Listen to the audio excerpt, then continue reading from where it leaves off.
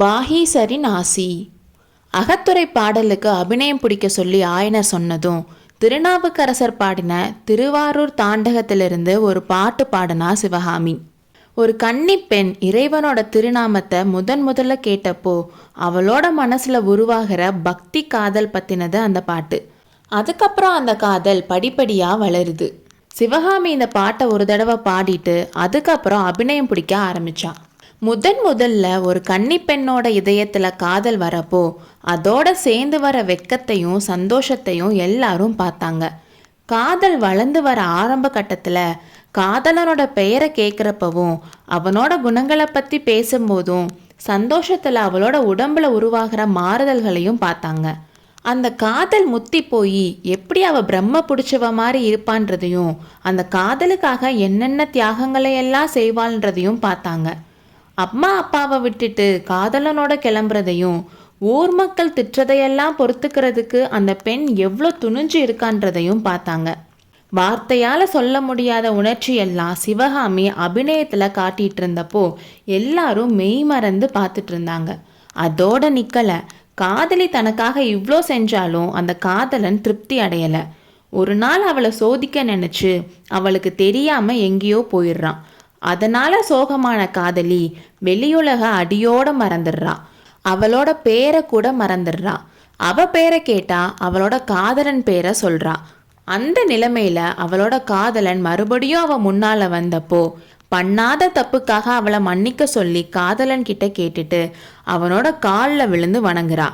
இந்த உணர்ச்சியெல்லாம் முகபாவத்திலும் கண்கள் அசைவிலும் சைகைகளிலும் காட்டிட்டு வந்த சிவகாமி கடைசியில தலைப்பட்டால் நங்கை தலைவன் தாளேன்னு பாடிட்டு மயக்கம் போட்டு விழுறான். எல்லாரும் அதிர்ச்சி ஆகுறாங்க. சிவகாமின்னு கூட்டிட்டு ஆயனர் ஓடி வராரு. அவர் பின்னாடி மாமல்லரும் வராரு. சிவகாமி பக்கத்துல உட்காந்து ஆயனர் அவளோட தலையை தூக்கி அவரோட மடியில வச்சுக்கிட்டாரு.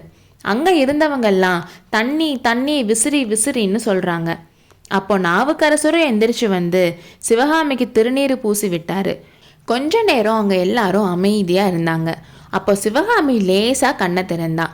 ஃபஸ்ட்டு திருநாவுக்கரசரை பார்த்து படுத்த மாதிரியே அவரை கும்பிட்டான். நீ மகராசியாக இருக்கணும்னு அவர் ஆசீர்வாதம் பண்ணாரு. அதை கேட்டு சிவகாமியோட இதழ்களில் புன்னகை வந்துச்சு. அதுக்கப்புறம் அவளோட கண்கள் யாரையோ தேடிச்சு. வேற யாரை தேட போது? மாமல்லரை தான். சுவாமி என்ன சொல்லி ஆசீர்வாதம் பண்ணாருன்னு உங்கள் காதில் கேட்டுச்சான்னு அந்த கண்கள் நரசிம்மரை பார்த்து கேட்டுச்சு. அவரோட தப்பெல்லாம் மறந்துட்டு திரும்பவும் அவரோட நட்பா இருக்கணும்னு அவளோட கண்கள் அவருக்கு சொல்லிச்சு. மறுபடியும் நாவுக்கரசர் ஏதோ சொன்னதும் சிவகாமிக்கு முழுசா சுயநினைவு வர மாதிரி டக்குன்னு எந்திரிச்சு நின்னா. ஆயனரே, பரதக்கலை பற்றி நான் கேள்விப்பட்டிருக்கேன். ஆனால் அதோட மகிமையை இன்னைக்கு தான் புரிஞ்சுக்கிட்டேன்.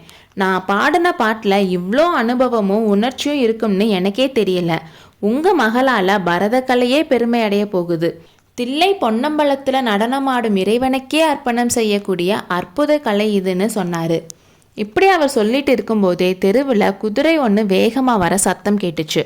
அந்த குதிரை மடத்தோட வாசலுக்கு வந்ததும் குமார சக்கரவர்த்தி வாசலுக்கு போனார். அவர் அங்கே ஏதோ பேசிட்டு உள்ளே வந்ததும் நாவுக்கரசர்கிட்ட, சுவாமி, மதுரையிலேருந்து தூதர்கள் ஏதோ அவசர செய்தி கொண்டு வந்திருக்காங்க, நான் உடனே கிளம்பணுன்னு சொன்னார்.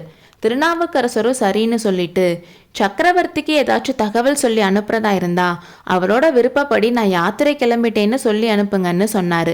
சரிங்க சுவாமின்னு நரசிம்மர் சொல்லிட்டு ஆயனர் பக்கம் திரும்பி, சிற்பியாரே, மாமல்லபுரம் போனதும் சிவகாமியோட உடல்நிலை பற்றி சொல்லி அனுப்புங்க.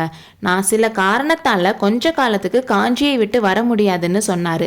ஆயனர்கிட்ட பேசிட்டு இருக்கும்போதே சிவகாமி கிட்ட கண்களாலேயே சொல்லிட்டு கிளம்புறதுக்கு சிவகாமியை அடிக்கடி பார்த்தாரு. ஆனால் சிவகாமி குனிஞ்ச தலை நிமிராமல் நின்றுட்டு இருந்தா. அதனால் அவர் சிவகாமி கிட்ட சொல்லிக்க முடியாமல் கிளம்ப வேண்டியதாக போச்சு. அதனால் அவர் கொஞ்சம் கோபமாக தான் கிளம்புனாரு. கொஞ்ச நேரத்திலேயே குதிரைகளோட காலடி சத்தமும் தேரோட சக்கரம் உருண்டோடுற சத்தமும் கேட்டுச்சு. அப்போ சிவகாமிக்கு தன்னோட உயிர் தாங்கிட்ட சொல்லாமல் வெளியே போய் ரதத்தில் ஏறி போகிற மாதிரி இருந்துச்சு. நாவுக்கரசர்கிட்ட சொல்லி சிவகாமியும் ஆயனரும் கிளம்புனாங்க. அப்போ நாவுக்கரசர் ஆயனரை சைக்கை காட்டி நிற்க சொல்லிட்டு முன்னாடி போன சிவகாமியோட காதலை வில்லாத மாதிரி பேசினாரு. ஆயனரே, உன் மகளுக்கு கிடைச்சிருக்கிறது தெய்வீக கலை. அதனாலேயே அவளை நினைச்சா எனக்கு கவலையா இருக்கு. இப்படிப்பட்ட அபூர்வமான திறமைய இறைவன் யாருக்கு கொடுக்கிறாரோ அவங்களுக்கு ரொம்ப கஷ்டத்தையும் சோதனைகளையும் கொடுப்பாரு. உனக்கு தெரியுமே, இறைவன் எனக்கு எவ்வளோ சோதனைகள் கொடுத்தாருன்னு நாவுக்கரசர் சொன்னாரு. கொஞ்ச நேரம் முன்னாடி வரைக்கும் மகிழ்ச்சி வெள்ளத்துல மூழ்கிட்டு இருந்த ஆயனர் நாவுக்கரசர் இப்படி சொன்னதை கேட்டதும் இடி விழுந்த மாதிரி பதறிட்டாரு. சுவாமி, என்ன இப்படி சொல்றீங்க? நீங்களும் சிவகாமியும் ஒன்னா? அவளுக்கு ஏன் சோதனை வரணும்? உங்களோட வாயிலிருந்து இப்படி வந்துருச்சேன்னு சொன்னாரு. ஆயனரே, சத்தமா பேச வேணாம். சிவகாமிக்கு இது தெரிய வேணாம். ஆனா நீ முன்ஜாக்கிரதையா இருக்கணும். உன்னோட மகளை பார்க்கும்போது அவளுக்கு ஏதோ பெரிய துன்பம் வரப்போகுதுன்னு என்னோட மனசு சொல்லுது. வருங்காலத்தை கணிக்கிற சக்தியை கடவுள் எனக்கு எதுக்கு கொடுத்தாருன்னு சொல்லும் போதே நாவுக்கரசரோட கண்ணிலேருந்து கண்ணீர் தேம்பிச்சு. ஆனாலும் நீ தைரியமா இருக்கணும். எத்தனை கஷ்டம் வந்தாலும் மனசை தளர விட்டுற வேணாம். எவ்வளோ துன்பங்கள் கொடுத்தாலும் இறைவன் கைவிட மாட்டார்னு சொன்னாரு. அன்னைக்கு சாயங்காலம் மடத்துக்கு வரும்போது எவ்வளோ சந்தோஷத்தோடு வந்த ஆயனர் இப்போ மனசுல ஒரு பெரிய பாரத்தோட கிளம்பினாரு. அவர் அழகிய சிலையா மாத்திட்டு இருந்த ஒரு பெரிய பாறாங்கல்ல தூக்கி யாரோ அவரோட இதயத்துல வச்சது போல இருந்துச்சு. அடுத்த அத்தியாயத்தில் சந்திப்போம்.